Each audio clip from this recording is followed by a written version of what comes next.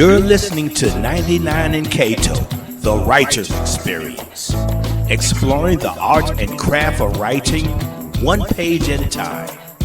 Join your host 99 in Kato as they dive deep into the crevice minds of writers of all kinds.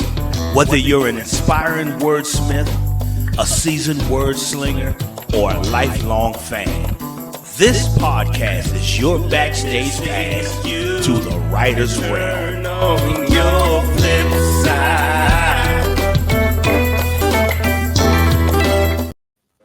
Yeah, there it is. What's up, Kato? What's happening, 99? How's it going? How you doing? How you doing? I'm doing good. Well. Doing very well. Just want to welcome everybody to 99 in Kato, the writer's experience.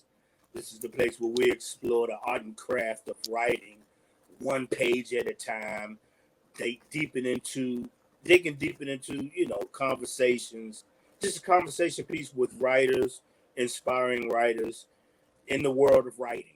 I love how many times I say the word writing. It's about writers. Right. Hey, look, we got a treat for them today. Speaking of writers, I'm so excited. Okay. Yep. I'm sorry. Keep going with your intro. No. I'm just going to introduce. I'm Kato, and this right here is my lovely and creative co-host 99. How's it going, 99? One time for your mind is 99. One Good time to see for you. your mind. There it is. How you doing? What's the word today? What are we talking about? The word today is magic. This episode is about writing with magic. Would you mind if I introduce our guests for today? Please do. This is the Okay. So this episode is about writing with magic. And our guest, Dr. Nina Angela Mercer, is a playwright, performer, poet, cultural worker, and interdisciplinary artist. Her plays include Gutta Beautiful, Itagua Meji, A Road and a Prayer. I'm going to get that pronunciation right as soon as she comes on here. GYPSY and the Bully Door, Motherwit and Waterborn. Another play is A Compulsion for Breathing. In 2020, Nina joined Urban Bush Women as a collaborating writer and performer for the development of HAINT BLU. Her writing has been published in multiple magazines and journals, and she is currently the executive director of Oceana Rising Incorporated and a postdoctoral fellow at Georgetown University. Here is a clip from the trailer for GYPSY and the Bully Door. All right, let's check it out.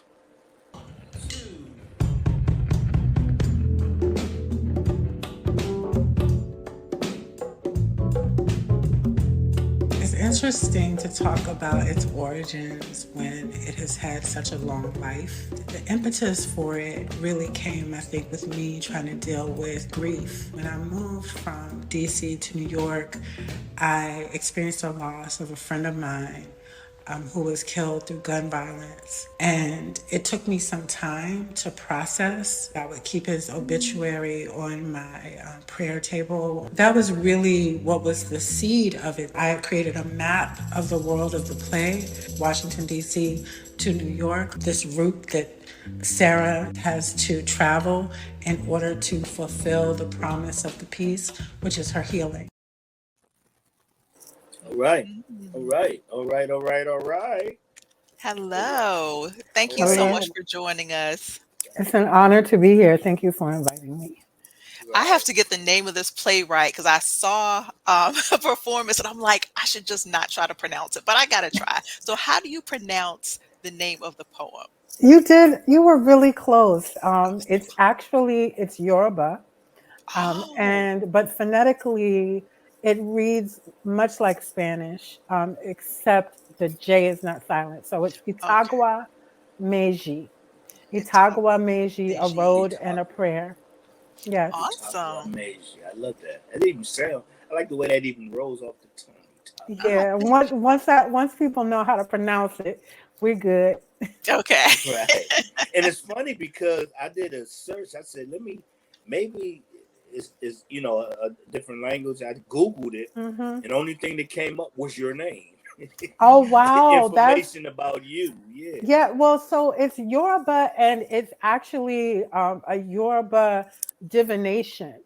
So I can believe that it's not anywhere except under my name in Google, because Right. I think it's very rare that someone would even use that particular term in daily conversation because it's really very specialized information. And I actually wrote that in 2009 or 10, Oh, okay. before I really understood when you're trying to market a work, you may want a title that could be, pronounced easily. I was just moving from my heart, which I do very often, and that was the genuine title of the piece, and so I went with it. Love Okay. it. Love it. Love it. Well, we're talking about writing with magic. So that was something we came up with when exploring your work. So can you talk to us about that ritual? Talk to us about Gree. Tell us about what all of that means to your artistic expression. Okay, so that's a huge question, and but I'm gonna do my best to answer it. So, at a certain point in my life, my family, I broke up with my children's father and ended my marriage. And it was a really difficult time of my life because I didn't want to leave the marriage originally. I really was scared to be a single mother because I knew that there would be challenges that would unfold on my road that I couldn't predict and that I wasn't sure how I would respond. And also, and I'm going to be vulnerable in this moment. When the marriage ended, it ended largely as a result of the um, the culture of addiction, and so I felt that I needed to do some really deep healing work in order to recover from the energy of that substance and the energy of that culture. And anyone who knows, and sometimes we don't like to talk about these things because, there's this respectability politics around who we are as individuals. But I've not met anyone at this point in my life who hasn't been touched in some way by the culture of addiction, and it's a Amen. deliberate assault on the Black family, Mm, and so and affecting more and more of us, I think, every day. And that particular substance, that we were battling within my family carries an energy with it that to me is more than the substance itself. I feel Right. like it's more than the chemical compounds that make it. mm, It's actually like an energy that seeks people out and preys on people. And even though I didn't have the substance issue, that energy was still seeking me out and my right. children. Mhm, And I have the language for it today. I didn't necessarily have the language at the time, but I knew that I needed to do some really intense healing work. mhm, And it Okay. had to come through a traditional, what some people call traditional African religion, because I was also mining, how internalized depression had impacted my family, how neo-coloniality was affecting my family.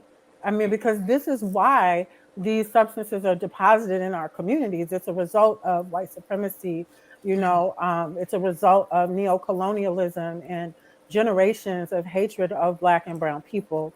So I wanted to um, do this healing work, and I had a family member who was already involved in the Lukumi system or Lukumi faith, which derives from Yoruba culture, but has evolved through the transatlantic slave trade, comes through the Caribbean, through Cuba, Trinidad, Haiti in a different in a different system, but many of the systems have different names, but the one that I became affiliated with was Lukumi originally, and that has Afro-Cuban direct roots.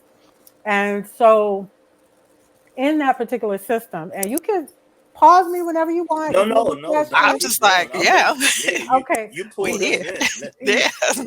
yeah. So in that system, and let me also backtrack and say historically, Black people in this country, we have our own root culture too.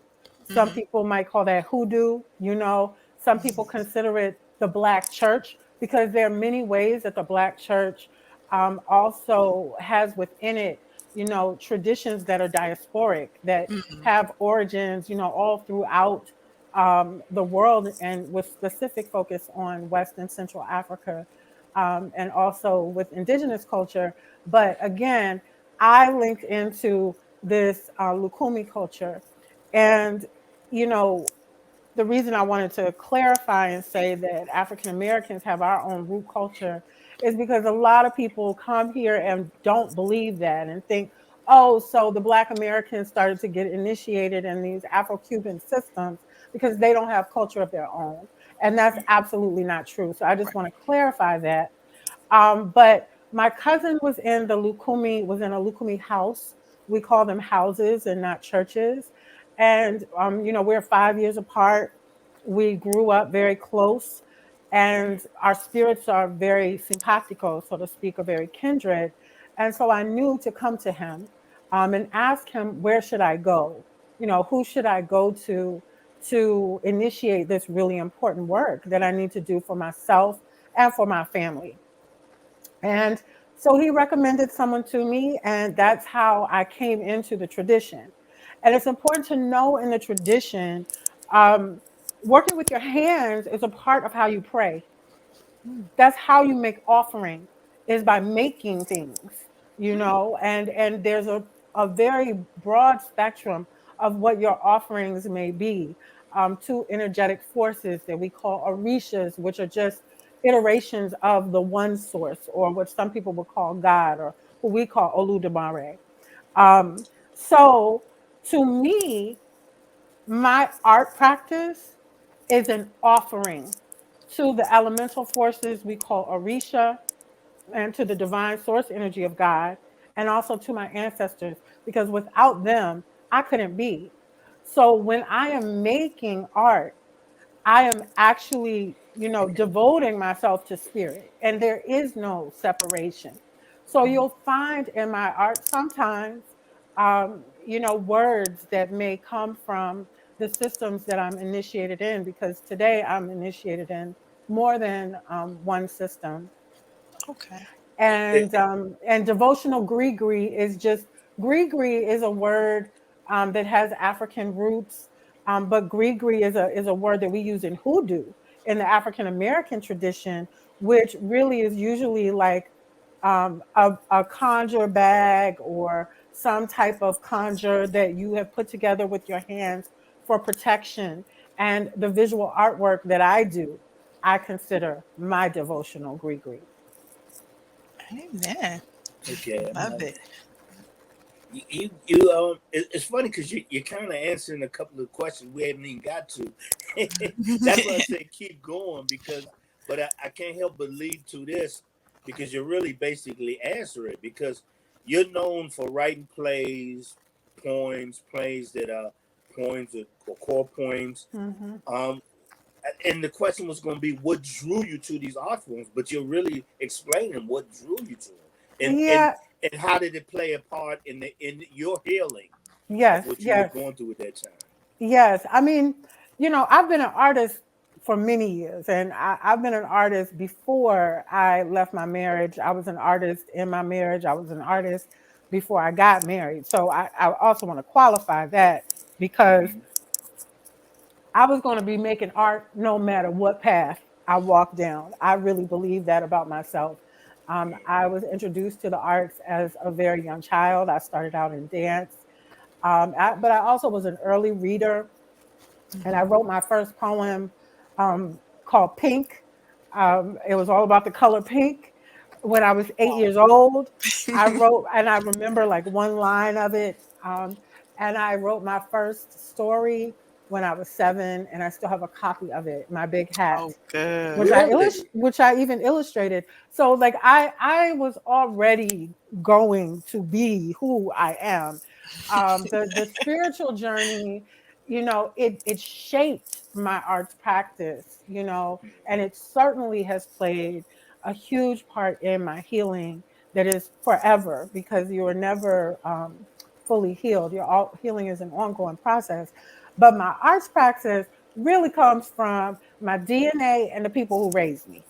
I was Uh, gonna say because I just wanted to put out there, your dad, your father, who I've known for years, worked with mm-hmm. on different projects for years, and have a very large admiration for.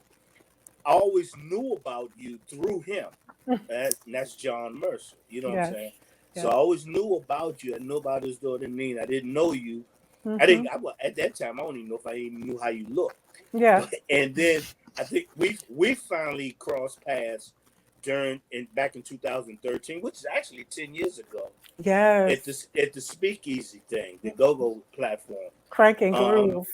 yeah, the Crank and Groove platform, and but since then, I've always been a very big admirer of you and your work, and not just your work, your vision.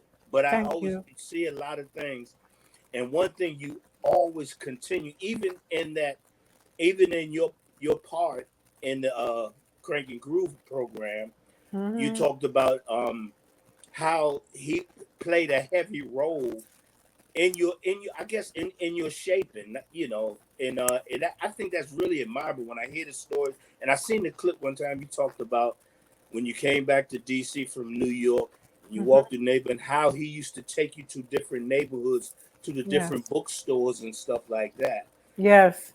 So I mean, just elaborate more on that, what you just did. You said in your DNA. Yes. So Yes. I mean, I want to, so I could talk about my father. I will talk about my father. I love him very much. I also want to say, my mother, Janice Mercer, also is a brilliant woman, and has shaped me equally. My father and I are a lot alike, and he's more of the public facing one in their relationship. He's the more gregarious, often the one who is out there dancing and drawing a lot of attention to him. But they both started me out with a confidence in my arts practice as a young person. My mother plays classical piano, and I grew up with a baby wow, grand in the house. Wow. She opted to go to dental school instead of Juilliard, and she could have gone to Juilliard. So, I just want to say that because she's so modest, and people don't know that about her because she right. walks in a different way. But she's equally important to my love for music and culture. My father, John Mercer, you know, he he's just an amazing spirit, and he played a really important role in the go-go community on the business side of things and also artistically, because he did a little bit of songwriting in his own right, and he would be in the studio problem solving, but because of him, I grew up around go-go musicians, and spending my time after school or on the evenings or the weekends at TTED Records when he was working with Max Kidd. Max lived in Fort Lincoln. My father demanded that I be in dance class or swim team. I had to choose one or the other. He was like, you got to, because at one time I was doing both. I was on the swim team because we lived in Fort Lincoln. So we had the pool up the hill. Most of us Oh didn't yeah, I have a love pool. Floyd Lincoln. Yeah, Yeah, that whole that's, you didn't even have to leave that community. we, Everything was in there. everything was right there. I mean, school, I went to the school up the hill, all of that. But I chose dance over swimming, even though I still love to swim to this day. My father was the one who taught me to read, so he just made this indelible impact on me. Music was so crucial to my father, not just go-go music, all music. So we would sit up and listen to music. I would listen to vinyl. He would quiz me on who sang this song. I had to know the oldies. We'd be Yeah, at the dinner table, and what was that show that used to come on, the game show? Name that tune. name Would that too. would come on, and we would have to play that. And because he was so insistent and also supportive, like it couldn't leave me. I remember he taught me how to draw. He was my first visual arts teacher, and he encouraged me so much that he even would have me work with, the band come in and dance for EU. I mean, the dancing that we were doing was different from the dancing, that they were doing at the clubhouse and all that. We had on some biking shorts and some biking tops. We were PG-13, but I want to qualify that, because when you say you dance at the go-go, the people are like, girl, we did not see you at the clubhouse.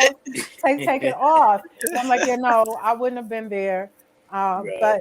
But but yeah, so he really encouraged me to believe in myself.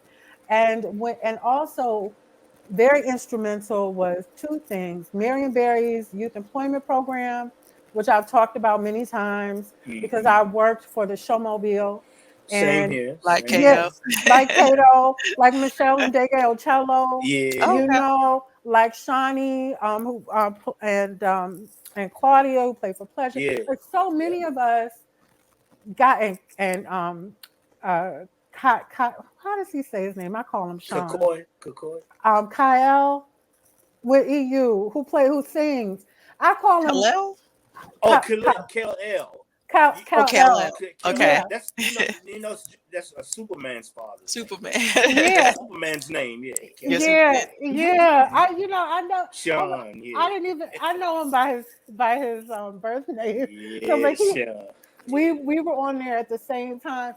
So, that is instrumental for many of us in DC. And then, like my dad making sure that, I was in the Buck Wild video, got to work with Spike Lee when I was 15. And the bug bit me. Yeah. That's just it. Yeah. Mhm. That's Yeah. just so. I have a question about you joining Urban Bush Women. And Hmm. that's just like, as soon as I saw Urban Bush Women, I was like, oh my gosh, can you please tell me about being a collaborating writer and performer Yeah. in developing? Is it called Haint Blue? Am I saying that right? Yes, absolutely. You're Okay. saying it right. Yeah. Wow. That was a huge honor, to work with, the Sisters with the Urban Bush Women. And it was one of those things where I absolutely wasn't looking for it. Like, I wasn't seeking that opportunity out. I lived in New York for 15 years. And so I knew the women who were in the company, because Oh, we all share community. I had taken a master dance class with the, founder, Jawole Willa Jozola, um, at another event, that happened. Just when you're, because I'm a working artist, and when you're a working artist in New York, you have this community hmm, Yeah. of world class, fantastic, brilliant artists who are just your folks. And right. so you socialize together. And then I took another workshop with Urban Bush Women, a generative dancer workshop in 2019 in April, which was really intense, because that meant it was a week long. We were taking dance class every day. And I was in there because I wanted to work on, this solo performance piece that I'm still very slowly developing. And the founder, Jawale, knew that I also did work as a dramaturg, because I had been working for a former urban bush woman, Paloma McGregor, on a piece that she developed as her dramaturg and as an embedded writer in the piece and as a performer. Paloma was the first person to say, you know what? Nina's kind of, you got those octopus vibes. You could kind of do all of these things. Hmm. And for people who don't know, a dramaturg is someone who is, usually kind of like embedded in, a performance process for a play or dance theater, to troubleshoot, Oh, to be kind of like a script doctor, to make suggestions, even about the set. Like, it's a wide open kind of practice, and specialization. And then Paloma wanted me to write too inside of that process. It was a dance theater piece. And perform, because she knew I had a dancing and a performance background. So she told Jabale, I'm gonna tell you who's in the room. When she told Jabale that, I think it made people, it allowed people to see me in a particular light. Because when they have these public workshops, they have a company, but the public workshops are open to people who want to participate, and you pay to participate. Oh, But they're okay. also oftentimes you're not audition. You're kind of, some people are kind of auditioning in those workshops. But I did not consider myself to be doing that. Mm-hmm. I was trying to work on my piece. Fast forward, the pandemic breaks out. Right. And I get an invitation from Urban Bush Women's to new co-directors, Shannon Judson and Mamjara Spees. And they, they still, Jabale still works with them, but they're leading the company now. And they called me into a think tank at the height of the pandemic. Right. And of course, I say yes, because all of us, we're artists. Y'all know that pandemic hit, and it was like, what do we do? What do Yeah. we do with our lives? Like, do we Right. even matter, or we even relevant? And so I was just excited to be called into a think tank. And during that think tank, we looked at some old work of theirs, and we started to just share ideas connected to the piece that would become Haint Blue. But I didn't know what it was going to become. Okay. And they started doing these like virtual shows using Zoom as a platform. And they brought a graphic artist in and all this. And then they would invite me in to be one of the audience members, but an audience member who was familiar with their process so that we could do like experiment with being a participating audience member on a virtual platform, right? And then they would bring in people who had no idea what they were doing because they were still a company and they're getting grants. So they started to they wanted to keep Oh. making work. Mhm. People are getting paid, right? Right. So I'm showing up for those things. I'm in the community. And then the co-directors just asked me. They had some conversations with me, and they asked, "Will you be in the room with us?" And I said yes, even though I was Yes. working on my dissertation, Whew. because I couldn't say no. I just could not say no. Yeah. Um, People yeah, too. Not to them. no, Wow. no, Wow. yeah. So that was a 3-year development process, and that show Haint Blue toured to 5 cities, um, and I originated a role in the piece. Oh, And I was able to be there for the first performance in New Orleans and all of the performances in New Orleans and in Right. Miami. And then I got COVID, and then I had to leave because I needed to defend my dissertation. So they brought somebody else in for my role. So they're still active with it. Well, I think right now Haint Blue is on like just taking a pause. It went, like I said, it was a 3-year development process. Then it toured from January to September of this year. And then they have other pieces. They have a repertoire, and so they bring in different pieces from the repertoire depending on which presenting partner wants what. But I'm sure Haint Blue will come back because it's now in their repertoire. Right. okay. Okay. I was Nadia, trying to give trying to be fair with Kato with questions no, no. because Go ahead, sometimes I please, get a please. little excited and I'm just like, but what about this? So go Well, ahead, well, Do Kato. I do I I want to do add. yeah. I want to add that, and I was mentioning this in '99, that you two, I think, are on the same plane level. You two both recently finished, not too long ago, finished your dissertations, and you hit Yes. to that next level and everything like that. So you're gonna really understand each other even more than I will. And Yeah, so I I'm look just sitting here forward to us absorbing it. talking more. Oh yes, Yeah. me Yeah, too. We gotta like go get, break bread or something, Let's go. yeah. Yes, of course. Yeah. So, but so go ahead, '99. What you? Okay. So I'm interested in when you talked about it at Crank and Groove, like writing your very first play and had no Mhm. idea how it was going to be done or produced. Kato and I have talked a lot recently because we're both in the middle of projects where it's like, you know what, we just going to do it, not worry about how, we focus it on the what. Yeah. What was that process like for you? What is it like to write a play and you don't even know how it's going to go? Yeah, what was it like? I mean, you don't know till you know. And so first the play came into being and it started out as a one woman performance piece. And then I joined a collective with some other artists here in DC. and they heard me. We read it, and they said that is an ensemble. I hear more. I hear more voices. I hear more voices. So I said, okay. I went back to the drawing table with it. It was wonderful to be writing it. You know, I wrote my first play when I was in my Master of Fine Arts program at American University. So I'd had the experience of writing a play before, and writing a play with some guidance. Mm-hmm. So, you know, it was exciting. I feel the characters, you know, they talk to you. Mm-hmm.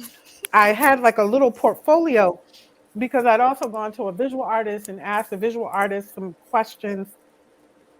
And he was like, you need a concept book because you want to have an understanding as a writer of the full world of this play.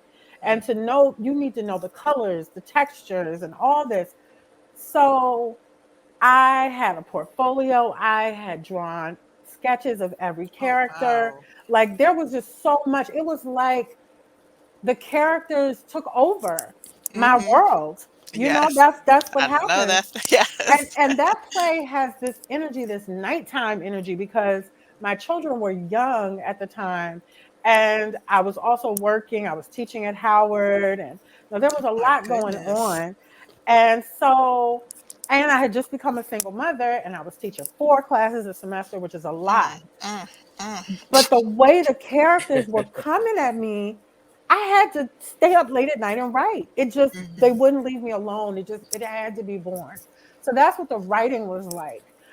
The producing was, you know, I didn't, I tell that story, and it's like, I didn't intend on becoming a producer. My father was the one who was like, you're going to have to be a producer. And I feel like DC carries that energy because we have like so many folk who have been able to step into a culture and create an economy. You know, like we're going to get up and we're going to do it. You know, and mhm, we're not Right. going to be afraid. We know that we have agency, we have power, we're self determined. We can do this. So he pushed me. And, you know, that push was what I needed. And he also pushed me and walked with me. And other family members did too. So my board of directors, you know, were largely family members and close friends. I was able to call in artists who were part of my community here in DC.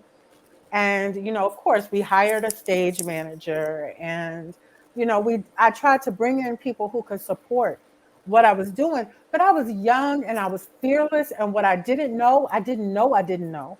right. So I Mhm, just did it. mhm. Yeah.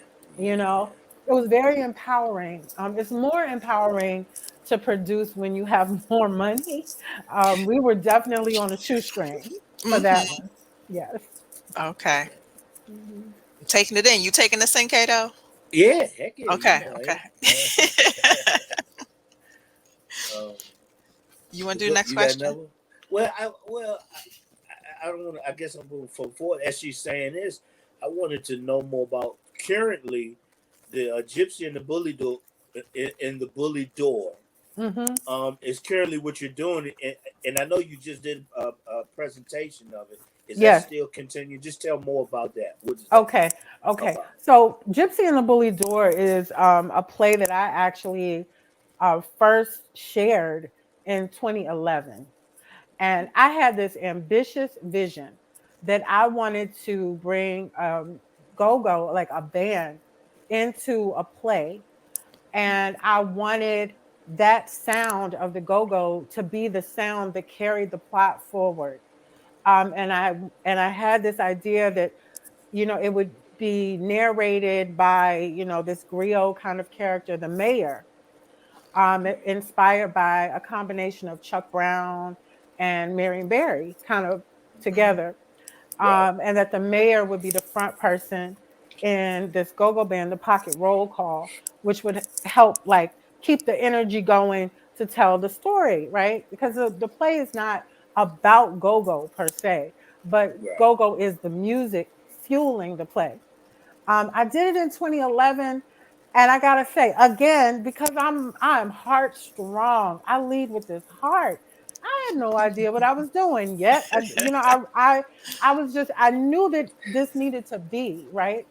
I knew about hip hop theater and blues theater and jazz theater, and it's like, what happens if we bring in go-go? So when I did this in 2011, we had a full band. Juju Oh, was on Okay. drums, oh, like cool. Juju was on drums. We had a full band, a five-piece band. The mayor was on congos at the time. Matt Swamp Guinea Miller was the mayor back Matt, then. Mhm. Yeah, okay. he's Matt and I have been collaborators for a really long time. Oh, And cool. so, but when I say I didn't know what I was doing, I didn't write songs. I was really trying to make it like a go-go, like in the sense of the mayor character was just in, doing kind of in this call and response Colors, relationship yeah. with the main character and with the audience. And Mhm. then Right. they were doing covers. So like I Okay. knew because I know music, right? Because my father's Right. made it so I know music. So I had chosen songs that I wanted to be covers, like go, the way they do with the Right. go-go, that Mhm. had the feel for the emotion that I was looking for. Okay. But one, the story that I was telling was a combination of a Yoruba and a Bantu myth. So that was complicated. Two, the experiment that I was making with the music was complicated. And, so and what was the other thing? And three, budget. You got a license. If you're gonna go out and play all of these songs, if you're gonna have a show that's gonna move, it's gonna be more than one show, you have to license those songs. You have to get permission. So that's Right. That's what I expensive. was thinking. That when you said that. It's so yeah. So when it was all said and done in 2011, I had to go back to the drawing board for a number of reasons. One, because I needed the story to get even more clear, and two, I didn't need to pay licensing fees. So when I went back to the drawing board in 2012, I was in Provincetown, up in Massachusetts at a writer's workshop, and with some other playwrights, and led by Paul Carter Harrison, who is a legendary director, playwright, scholar who passed away very recently. But there, I was like, oh, I need to write songs. I got to write songs for this piece. Mm. So I wrote songs to narrate the myth, right? Mhm. And at the same time, there's dance in the piece. And so, but I had relocated to New York by this time. Like I left for New York in 2006. So even though I had been working with Matt and Juju and all these folks, how was I going to get them all to come to New York? I got to pay pay for them to come and pay for their time because musicians don't they're not actors. Right. They're like if I got to choose between coming to your rehearsal and a gig, I'm going to my gig. So Mhm. I couldn't even afford to really develop the piece the way that I wanted to. So while I was in New York, I had some more opportunities to share it because it's a good play, but Right. the music sound became more bluesy and became more blues, and that wasn't the intent. So when I had to put it on the shelf for a minute, it was supposed to have a world premiere here in DC with a company here in DC that no longer exists in Okay. 2015. Okay. And then because the company didn't have the capacity, I had to pull my play, which is something a playwright never wants to do. It's heartbreaking. But I pulled the play. And when I pulled the play in 2015, I went into a PhD program. I also wrote some other plays.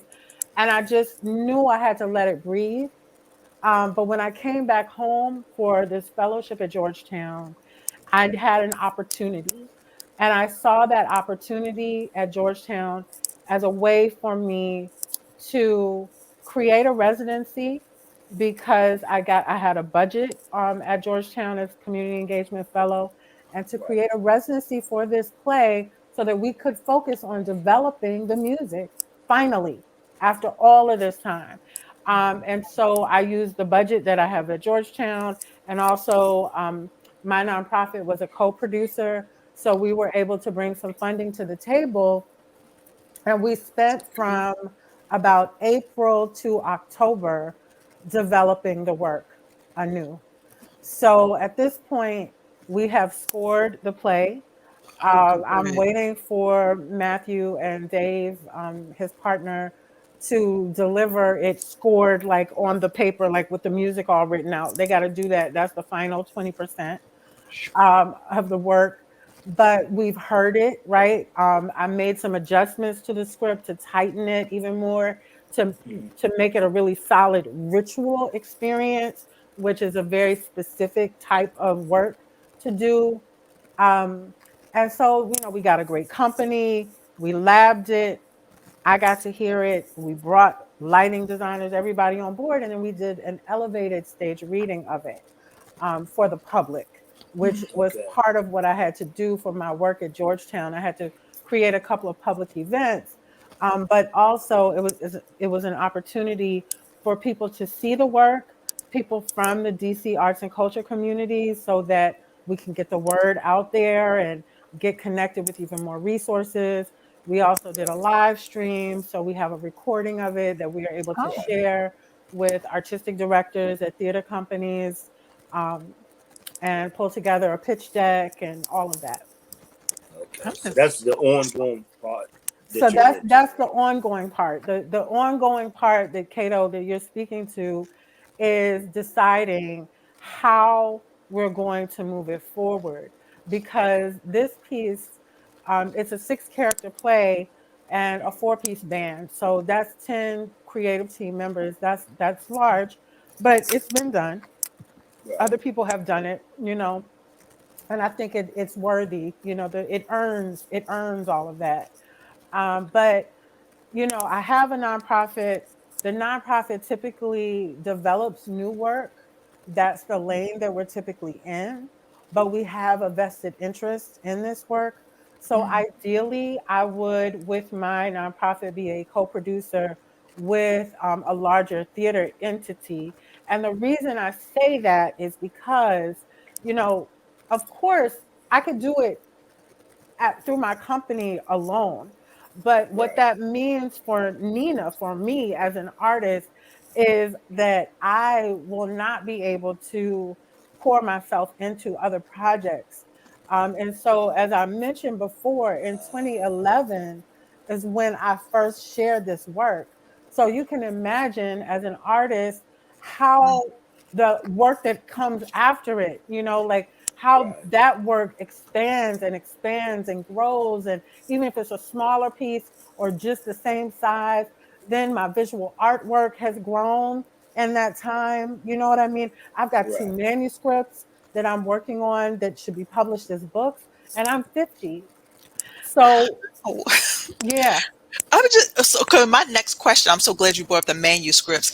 You are so ambitious, and it's just like I'm just taking this and like, wow, because you're going for the big stuff. It's not like I'm just going to do this thing. You shoot for the moon.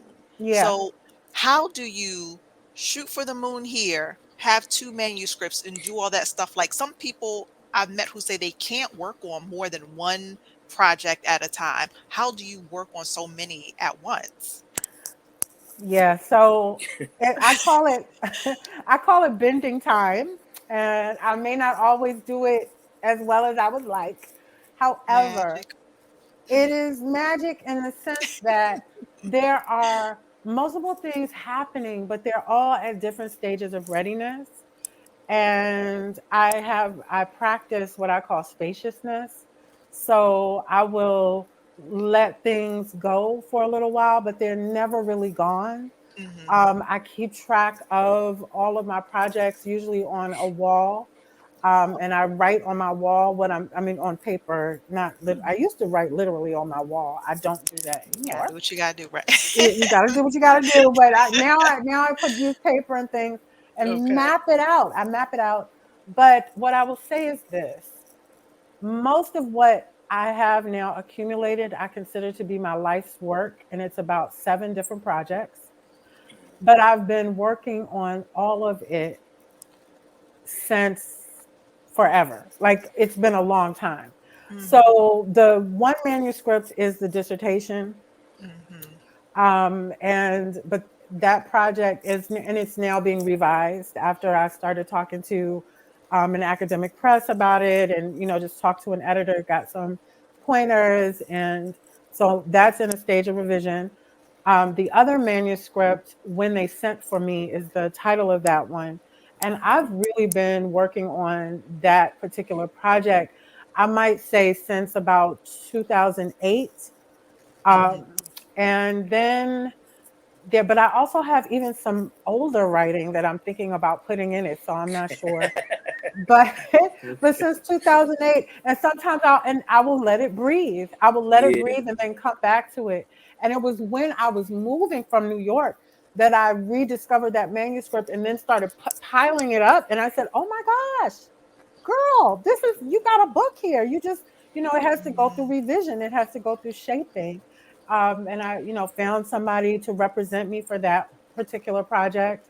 And then the 6 plays, they evolved over time. So Gutta Beautiful was the first one, and I started writing that in like 2003, right? Okay. Then comes Gypsy and the Bully Door, but Itagua Meji, A Road and a Prayer, and Gypsy and the Bully Door really emerged around the same The time. same time. I Okay. usually have like a big ensemble piece and then a two-hander. Like there's this way that I work with. It's really it's something about scale and like, okay, I'm gonna do the big thing, but then I'm gonna distill it into the smaller Okay. thing, and it helps me realize something.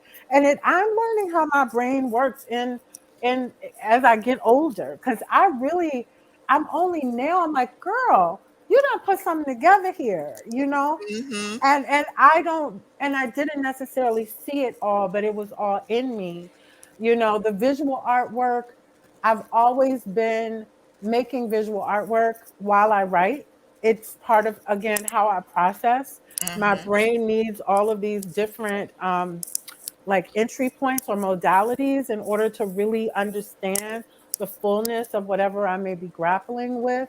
And that practice I haven't really shown publicly so much, but I'm gearing up to do that because I feel ready. Like I've had some friends come over and they're like, "Oh, I want to buy some of your work," and also I'm like, I'm running out of space, so I'm Hmm. like, "Oh, that must mean I need to grow and like grow outwardly with it." And yeah, so it's or like the one woman performance piece that will be inside of an installation that will have the visual artwork in it. I went to that workshop for urban bushwomen that I told you all about in 2019. And Okay. I was just starting to work with the idea for this project. And then I had a studio where I was going to perform it in the Bronx, and then the pandemic shut that down. So I had to go back inward with it. So it's like, it's when you're spacious, when you allow for time and you don't get too covetous of your own work, you Hmm. can do more. I gotta write that down. Wait a minute. I already Yeah. have this. This is already a homework assignment for my sister docs. So when they reach Yeah, this point, once they watch this, they're gonna be like, "Oh, I see why." Okay. yeah, yeah. Yeah. And, Okay. and none of this is easy. And I'm always talking myself out of corners that I may have boxed myself into, because we definitely live in a culture that wants you to choose one way of Hmm. doing things. And Right. if you're known for doing this thing, you got to keep doing that thing. And, that's the culture that we're in, that culture of categorization. And some of us understand that that's actually, like how they carved up Africa, right? That's how they created the categories for races. It comes out of Enlightenment thinking. That time of the Enlightenment was a time when we started, the Europeans start to categorize everything and be obsessed with categories, and we've carried that into our way of working. So it's hard not to look at someone who is more legible more quickly and think that that person is ahead, especially because we're given to compete here. We're in a capitalist society, so we got to, the idea is that you got to compete to have your food, to have your life, and so it is not easy. Oftentimes, I have to. do a lot of self-talk. Have to remind myself of my roots and where I come from, and I've also, like I've had success. Theater is an incredibly challenging Mhm. medium to work in. It's old, you know. It takes a lot of money, and they're right now dealing with issues with audience. And I feel like some of that is BS. Mhm. They have I was not. going to ask you about that. Okay, Yeah, go ahead. ask me because I do have an opinion. What you want to ask me? Yeah, no, Yeah, I just want to hear about the this now. audience thing. Yeah, Yeah. Mhm. So the idea is that, oh, theaters are falling apart. right, They're not making money because the audiences are dying. They right, don't say that. They don't say Mhm. that. I'm saying that. And I'm saying that because most of these theater companies have audiences that are Mhm. predominantly white and wealthy people. Okay. And as okay, those people get older, and we have these other art forms, we got social media, there's live streaming, there's film, there's all these streaming platforms for film now. So you don't even got to go to the movie theater. Like there's content creators on TikTok, all of this technology and the theater companies on top of that. And I think this happened with the advance of Hollywood. I mean, Mhm. way back, Mhm. they became very risk averse. So like they don't want to take big risks because like a show like Gypsy and the Bully Door, that's going to cost $200,000 to produce. Okay. Okay. If I right, have the performers that I want, the musicians that I want, the space that I want to run for a month, it's going to cost $200,000 for people to get right, paid. They make a living doing this, right? Right. right, And you can't distribute a play the way you can distribute a film. Right. So they have this standard where it's like we're going to be they're risk averse, and they look to Broadway as their standard. So when you're not in New York. And then so you have Broadway, you have off Broadway, you have off Broadway, then you have the off Broadway. regional Yeah, houses, you have community theater all the way back here. Tyler Perry, though, made his money coming in off of community theater. So we can, I mean, this is a deep conversation to have right, because a lot right, of people who are at the Broadway, off Broadway houses, they don't want to talk about the community theater people because they consider that to be like low art, like, uh-huh, Mhm. it's not classy, right? So mm, interesting. there's all of that. I kind of came in at this kind of hybrid space of being like a community theater background and using a community theater model, but also my writing is like I'm doing work that is naturalism with also ritual and absurdist, aesthetics. So that's not Tyler Perry, you know. Right. Right, So right, like, so I'm my audience is, like, so. But the point that I'm trying to make is that the houses, these regional houses and the off Broadway houses, their audiences are shrinking, but they've also been selecting work for those audiences that are shrinking. They Mhm. haven't really been trying to expand their audience by becoming less risk averse Mhm. and right, focusing on artists who are speaking to the audiences that they don't have.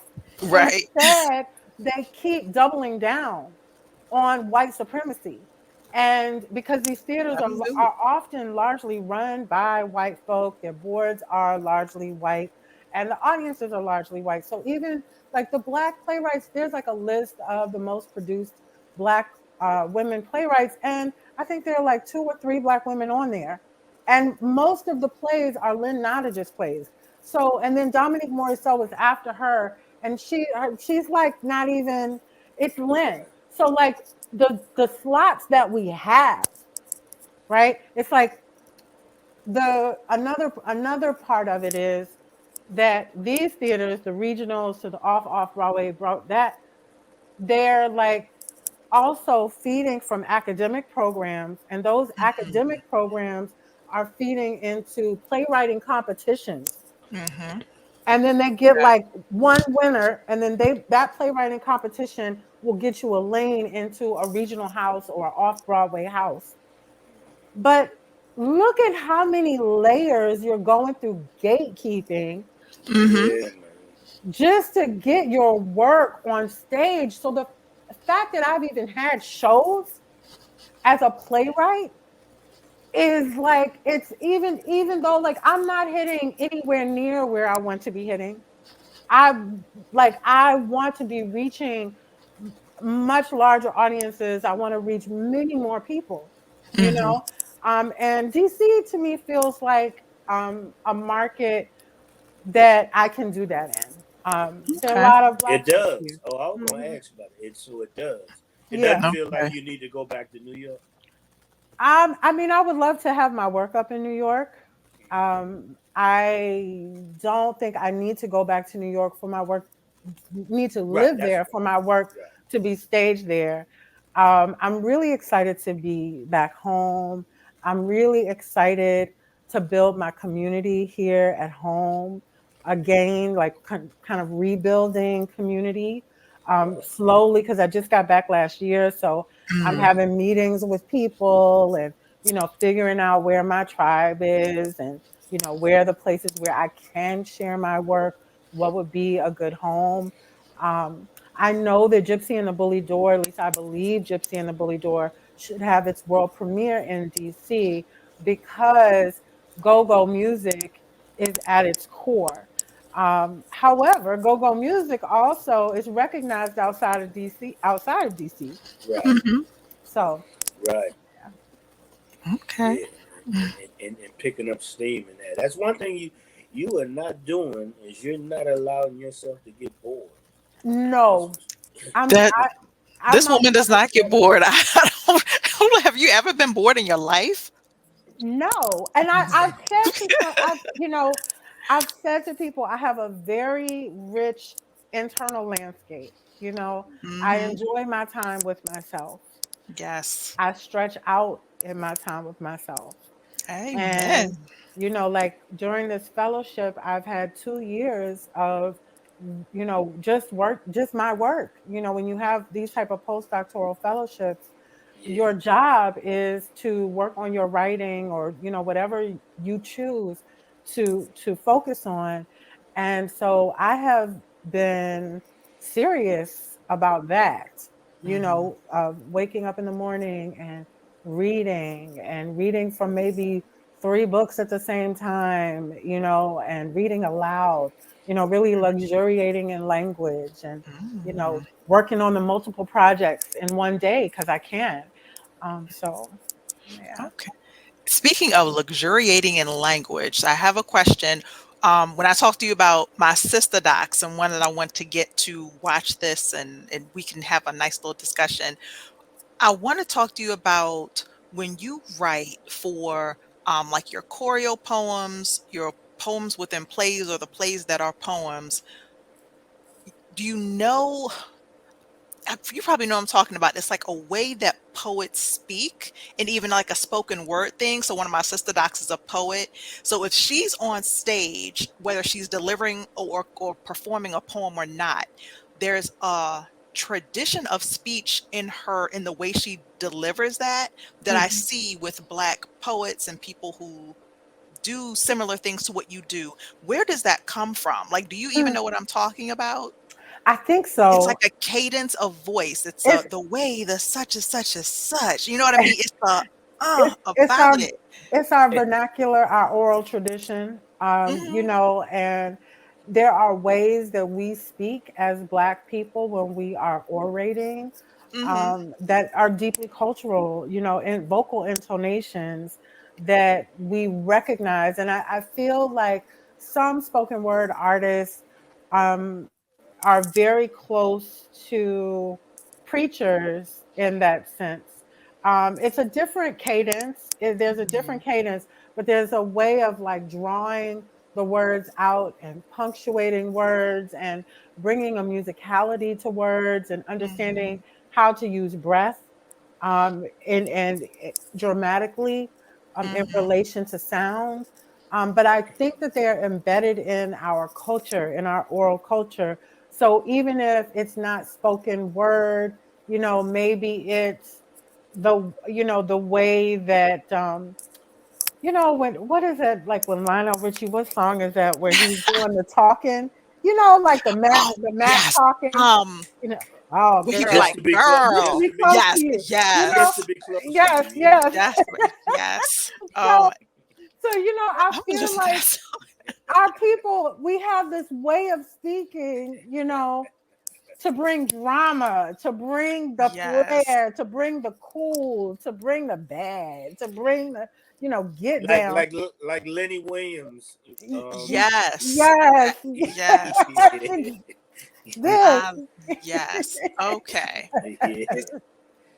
That's So, what do you write that in? Like, I'm wondering, like, but that's just something you just feel because that's what y'all do, and that's just the culture. That's the tradition. yeah, I mean, I definitely don't write it in. And I think each of us does those, our vocal intonations are also different. And then there's some Right. similarities. It's about performance. It's Mhm. about like how I've got to engage these people with solely my voice, with this embodied presence that I have. And they could look at their watch, they could look at their phone, they could talk to the person beside them, they could leave. Like there are all of these possibilities, and I want them to listen to me. So how is that going to happen? But then two, we have our colloquialisms and our vocal intonations that are cultural, you know. Um, I also think that as a writer, because this is where I thought you were going, 99. Mhm. As a writer, I all of these things are written in different registers. So like a choreo poem is different from a choreo drama or play. It's different from a poem. It's different from, you know, a lyrical essay is different from an academic essay. And I do all those Mhm. things, right? So, my MFA is in fiction. And so, like, when I was working with urban bush women, I was working with them for like 2 weeks. We'd be on the road. And then I would have to come back and get back into the dissertation writing. And those are Mhm. Mhm. Wow. diametrically opposed. Mhm. Those are Yeah. completely because Mhm. I'm writing philosophy really in the dissertation and Mhm. historiography and all of whatever. And then we doing poetry over here for dance Mhm. theater. That It is takes crazy. me about a week to shift my gears. So because Wow. people will think it's like playing different, like I don't know, Mhm. but playing different instruments, or it's playing. It literally is playing different instruments, you It know. absolutely. Yeah, you Yeah, named those more than one different thing. I was doing my dissertation and writing a screenplay at the same yeah. time, but I needed the balance. Or when I was writing whatever else in the during the PhD program, that's when I started writing again with Kato. Then we did the radio show, and I had to have a balance between that academic thing that you have to learn how to do and Hmm. what just naturally came to me working with Kato and T-Mod. Yep, it's absolutely And that. you got even more than that. But also, like what you said though is the truth for balance. I mean, Mhm. I don't know. Maybe there's some people who just love academic writing and they just eat it up, and it's like I can't wait. I can't wait to do this thing. But that's not. I did enjoy huge chunks of writing my dissertation, and I Mhm. do love critical analysis and all of that. I enjoy it. I'm good at it. But I can tell you, and you know this, writing that dissertation was not the same. No, It's hard. It's that's dense. hard. And so you need that balance of the other, whatever the other thing is, in order to even stay in it. Oh, yeah. That you I totally needed it, and I'm so proud that, like you said, you're writing the book and you have the manuscript developed Yes. from that. I tried to do that and ended up with a work of fiction, Yeah. so it Well, I still might couldn't do it. that might happen here. I mean, I definitely came into my PhD program with the goal of having this book, this dissertation was a means to an end for me because I, at the time, really wanted to write myself into the archive and write about a community of people doing this ritual theater work when it wasn't being so celebrated as it is now, because now everybody's talking about ritual because they think the world is ending. So people are like, how are we gonna save ourselves? Oh, we need a ritual, you know. I'm laughing, but I mean, I know, but okay. it's true though. Yeah, It's true. yeah. Yeah. Okay. I didn't Just let say me that I tell you. believe it's the end of the world, but we're dealing with a lot. That's what I Yeah. will say. Yeah. And then, let me tell you, it's you know, as we come to a close, this definitely have been enlightened and can actually go on for another hour. But, Yeah. I know. I'm just glad y'all but invited me. I'm yeah, thankful. I mean, yeah, So happy look, to talk to you. yeah, Yeah, same. you have no idea how much I brag about you. It don't even know you. It is So, true. Thank yeah, you. so I mean, I I just appreciate appreciate that. that. Yeah, And I I just appreciate you. appreciate yeah, Yeah. thanks. But you know, so it's definitely an honor having you coming on this platform. It's been so enlightening what you've shared. You know, that I'm just sitting here absorbing it. Even, you know, it even gonna have me thinking of some things. You know, the way I approach different projects that I'm, you know. So, I'm glad. I'm glad. That makes me happy. which is the whole point of this, to inspire. And I guess if it's okay with 99, we can leave with that question. Just an advice for aspiring writers that you Hmm. speak as now you're speaking as a teacher or whatever. Yes. What my advice for an aspiring writer is to write. You know, to be a writer, you must write. So I don't ascribe to the belief that you got to write early in the morning or write late at night. You write when you're most comfortable writing, when you feel, but the most important thing is just to do it. And, you know, to write what thrills you, what scares you, what energizes you, to be truthful, meaning don't censor yourself on the page. You know, don't be on the page worried about what mom and them gonna say. You know, Well, Amen. I'm you touching the can't. screen. Hey. And I'm touching it back with you. You cannot do that. The most important thing as an artist to me, and as a writer, as an artist, is to be truthful. And when I say be truthful, I'm talking about from your gut and from your heart, to just lay it out there. And then you're going to revise it later. You know, you're going to revise it later and hopefully revise it to bring that truth even more strongly, you know. Also, that you need community. Writing is a solitary act, but iron sharpens iron. So I think it's important to forge writing groups, join writing groups, but don't just get into wanting to apply for all of the, you know, most well-known writing organizations. But, you know, invite the people that you know, over to your living room and share what you're working on, because those will become your accountability partners, and community is everything. Thank you. thank you. Yeah, thank you for that piece of jewel for real. Yeah. Totally You're welcome. appreciate it. And thank you So, both. yeah, I guess we'll end it here. If anything, any last things you want to mention, 99? Oh, just already. Thank you so much. I can't wait to share your wisdom, just to pass it along and share it out there with everybody else. Thanks so much. I'm looking forward to hearing it back. And Yeah. y'all do that editing magic y'all got over there. Whatever magic needs to happen, you know. Okay. Yeah, I'm gonna hit you about that. I'm gonna hit you about that as well, because I Okay. like to share images Oh yes. Oh yes.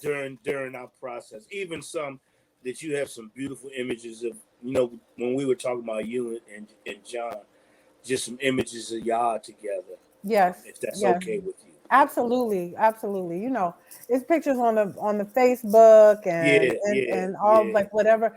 You're welcome to use what's there, and if there's something that you want me to find and send, just let me know. Okay. Totally appreciate it. Right. I appreciate it too. Thank you.